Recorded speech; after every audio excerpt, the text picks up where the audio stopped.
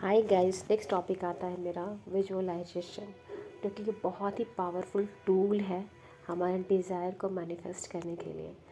But make sure कि जब भी आप इस टेक्निक को यूज़ करो तो आपके पास क्लैरिटी होनी चाहिए। क्लैरिटी क्या करता है कि हमें एक पर्टिकुलर जो भी ऑब्जेक्ट या चीज़ चाहिए उस पर फोकस शिफ्ट करता है।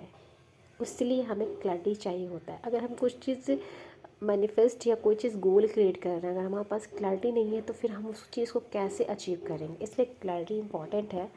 सेकेंड आता है बिलीफ सिस्टम। कैसा बिलीव है, पॉजिटिव है, नेगेटिव है, उस चीज़ को लेके पहले आप ये देख लेना। थर्ड आता है आपका इमोशन। जब आप उसको अचीव कर लोगे तो आपका फीलिंग ऑफ स्टेट कैसा होगा, किस स्टेट में आप उस पर रिएक्ट करोगे। तो ये तीनों चीज़ें मिलके है ना हमारे विजुअलाइजेशन को बहुत ही पावरफुल और स्ट्रॉन्ग बनाती है। देन आप एक पावरफुल मेंटल पिक्चर बनाओ 30 से 40 मिनट का, और इसको बार बार देखो। जब इसको बार बार देखोगे तो आपका फोकस शिफ्ट होगा, यानी आपका फोकस उसी पिक्चर पे रहेगा कि हाँ ये मुझे चाहिए। फिर ये आपके ब्रेन को और आपके सबकॉन्शियस माइंड को वो सिग्नल देना शुरू करेगा कि हाँ इसे ये चीज़ चाहिए।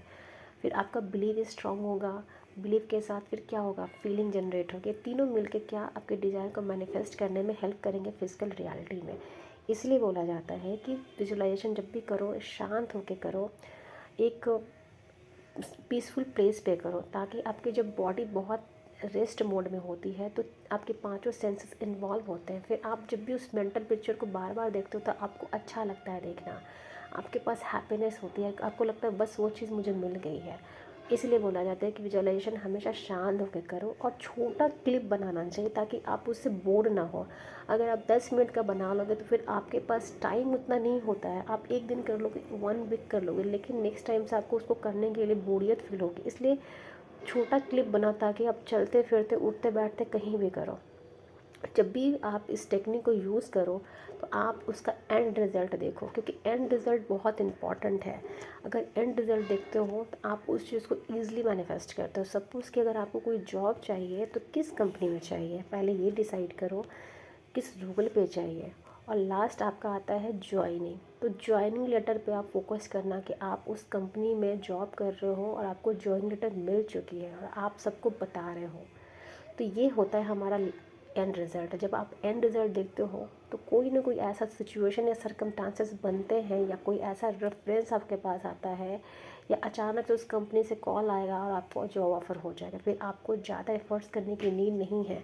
आपको ये बात पे फोकस बिल्कुल नहीं करना है कि कैसे होगा, ये आपका काम नहीं है। आपने अपनी डिज़ायर शूट कर दी है, अब यूनिवर्स का काम है कि वो आपको ला के देगा। उसका अब सारी रिस्पॉन्सिबिलिटी यूनिवर्स की होती है। आपने अपना एक्शन ले लिया है, अब नेक्स्ट जो एक्शन लेगा वो यूनिवर्स लेगा, क्योंकि आपने मेंटल लेवल पे एक्शन और ले चुके हो, और फिजिकल लेवल में अब आपको बस जॉब ज्वाइन करना है। तो 2 चीज़ें हैं जो आपने कर ली। इसलिए बोला जाता है कि विजुअलाइजेशन करो बट फ़न वे में करना, बहुत फ़नी वे में करना। जब आप फ़न वे में करोगे ना तो आप उस स्टेट में रहोगे, मतलब आप हमेशा, आपकी एनर्जी हाई रहेगी, आपका वाइब्रेशन हाई रहेगा। बट आप थोड़ा सोच के करोगे तो फिर आपको लगेगा, आपको फोर्सफुली उस एनर्जी को क्रिएट करना पड़ेगा। जब फोर्सफुली करोगे तो रेजिस्टेंस आएगा।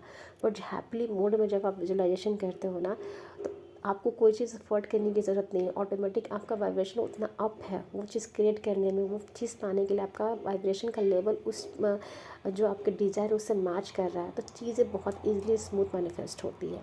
तो जब भी आप विजुअलाइजेशन करो ना तो फ़न वे में करना, मस्त मूड में करना और चलते फिरते करना। ये एग्जैक्टली वर्क करता है। इसको ट्राई करके देखो। Thank you.